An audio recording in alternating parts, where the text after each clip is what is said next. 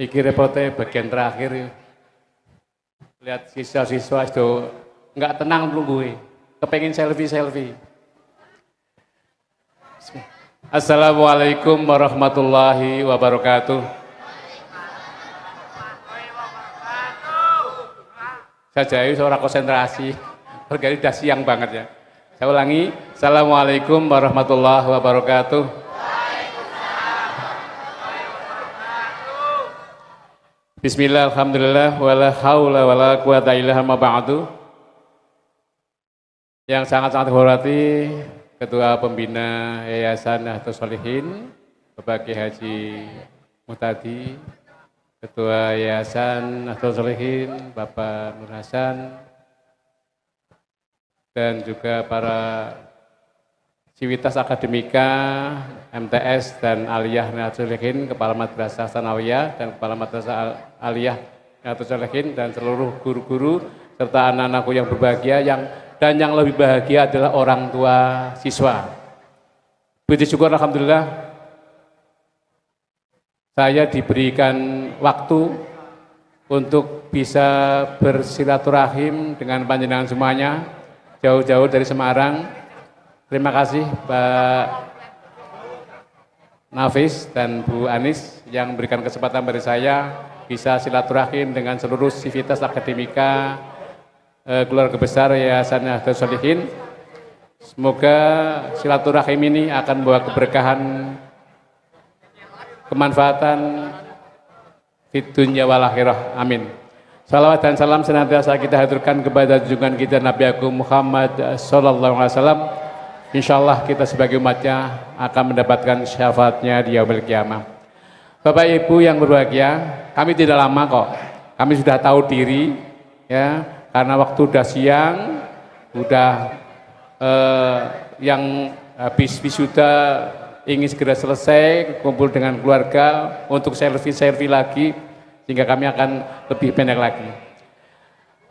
Alhamdulillah, kami tadi sejak awal hingga akhir menyaksikan sebuah prosesi, sesuatu yang sangat bagi saya pribadi itu sangat luar biasa. Dan baru kali ini saya temukan di Nahdlatul Sholihin. Kebetulan saya juga ketua komite di MAN 1 Semarang, kemarin juga habis saja akhirus sanah. Dan insya Allah besok tanggal 6 di MTS 1 Semarang dan MTS 2 Semarang juga akhirus sanah. Untuk aliyah kemarin, ya, dan hari ini kami ada di tengah-tengah keluarga besar Nahdlatul Sholihin, saya melihat sesuatu yang sangat berbeda. Betul-betul luar biasa. Karena apa? Kami melihat dari segi karakter. Coba saya ingin tanya adik-adik, selama 3 tahun sekolah di Nahdlatul Sholihin, coba ya, saya tanya paling depan. Kamu dapat apa kira-kira? Apa yang dapat kamu oleh? Apa? Bingung kan?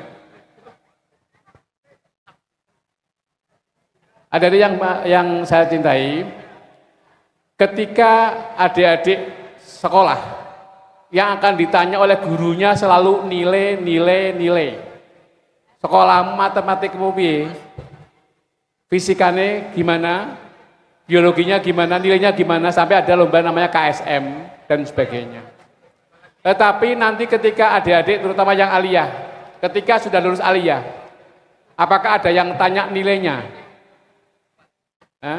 Untuk bekerja, ketika bekerja apakah bekerjanya dengan matematika? Apa bekerjanya dengan biologi? Enggak.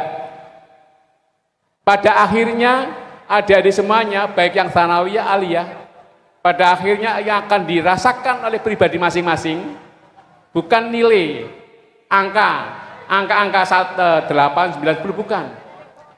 Yang akan dirasakan adik-adik adalah perubahan karakter. Yang biasanya kelas sanawiyah ya, dengan SD karakternya akan ada perubahan, kepekaannya, kedisiplinannya, keterampilannya. Demikian juga aliyah. Ketika lulus aliyah, yang terasa adalah adanya perubahan karakter.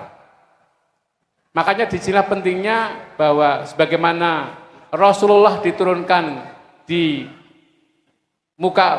di umat muslim kita tidak lain adalah untuk merubah akhlak, untuk merubah karakter.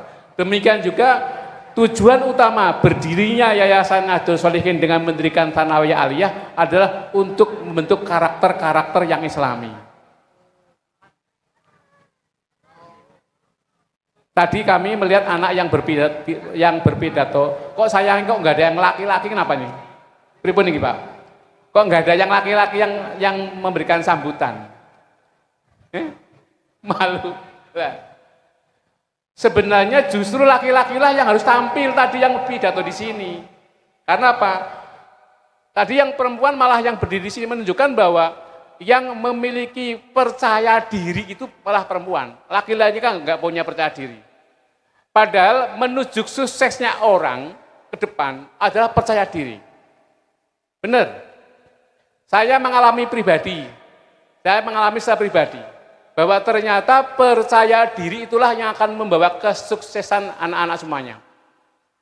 Contoh, ketika tadi Ketua Yayasan menyampaikan bahwa yang tamat aliyah nanti diminta untuk masuk ke Al-Kamal. Tapi begini, untuk masuk perguruan tinggi jangan asal masuk kuliah. Karena apa? Kuliah berbeda dengan SMA. Kalau SMA bebas, tapi kalau sudah kuliah ibaratnya kamu masuk jalan tol. Kalau ketika masuk jalan tol jurusan ke Surabaya kok mau ke Semarang nggak akan ketemu. Maka kuliah yang sesuai dengan minat bakat masing-masing. Nah, ketika masuk kuliah, bagi anak yang percaya diri, aku rumangsa wong ora duwe kok kuliah. Padahal orang sukses bukan karena punya atau tidak punya, tapi karena kemampuan masing-masing.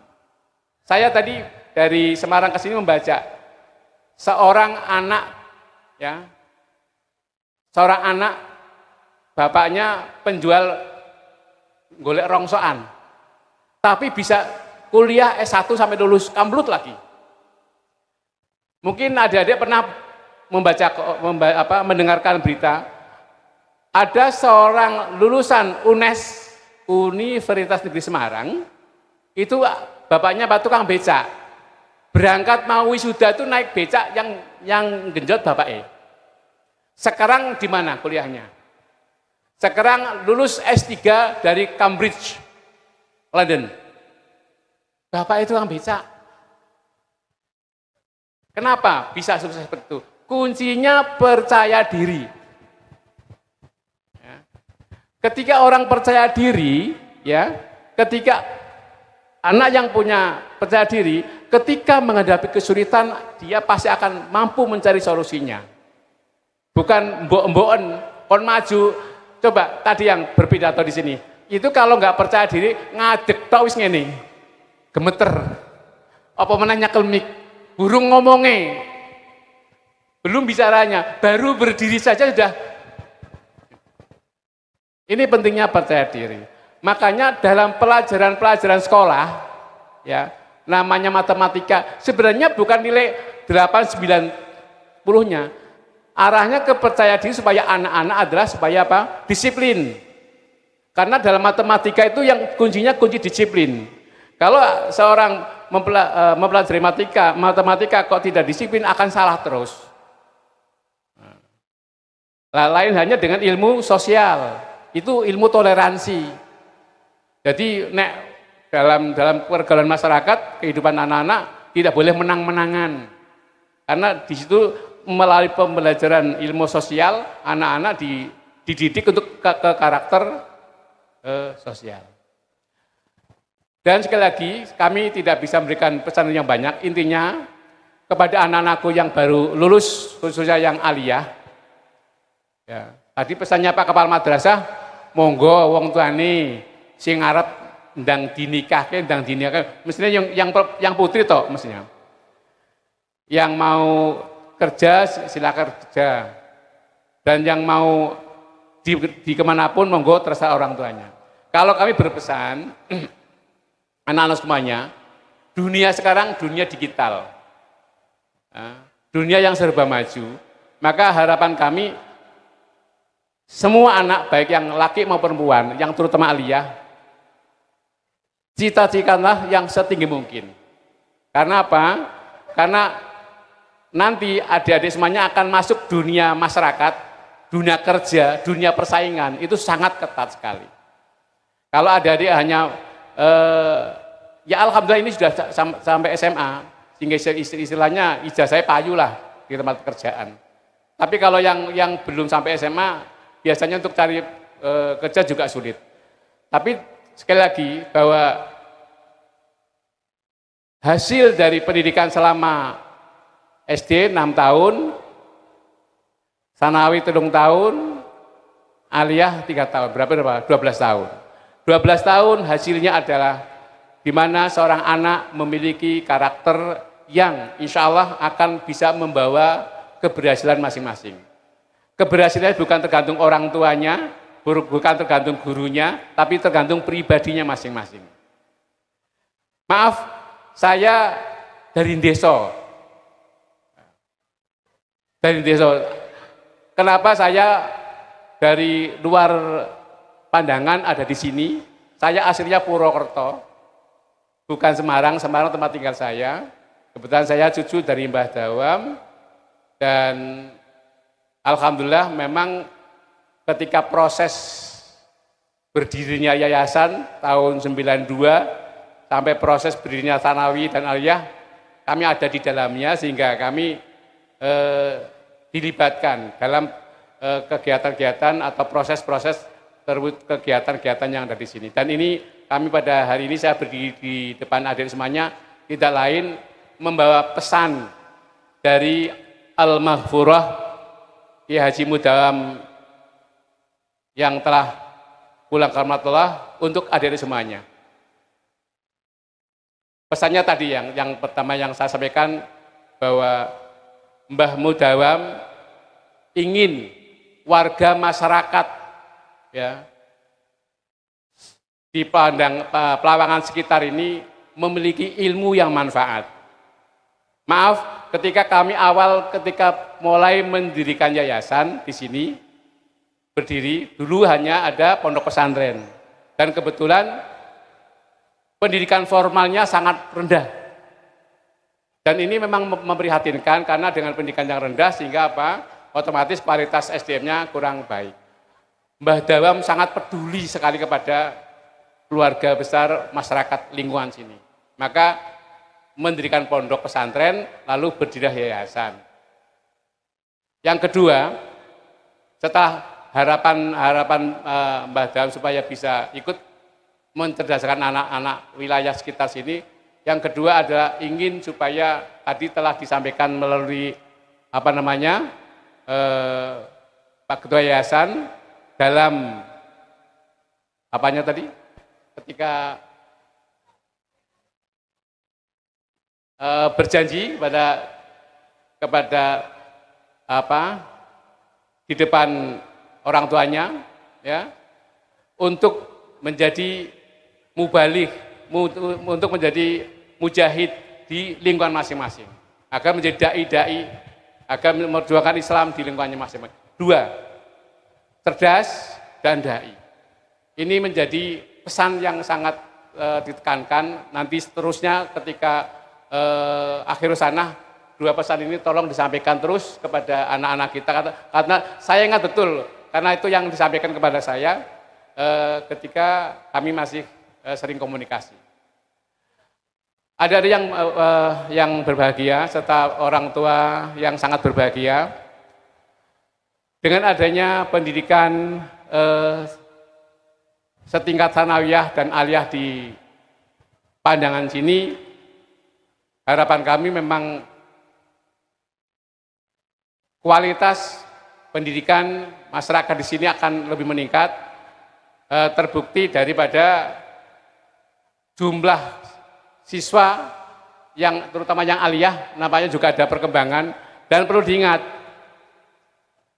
kalau tadi dikatakan prestasi tingkat Kabupaten Rembang, saya masih ingat betul ketika madrasah aliyah itu masih belum semegah ini, masih nempel di pondok pesantren.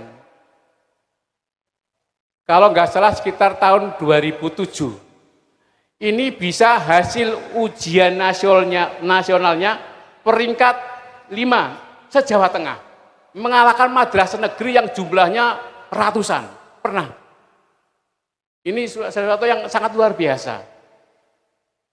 Kenapa madrasah aliyah yang dresep di sini kok bisa sampai peringkat 5 se-Jawa Tengah hasil ujian nasionalnya? Ternyata kuncinya ada 2. 1,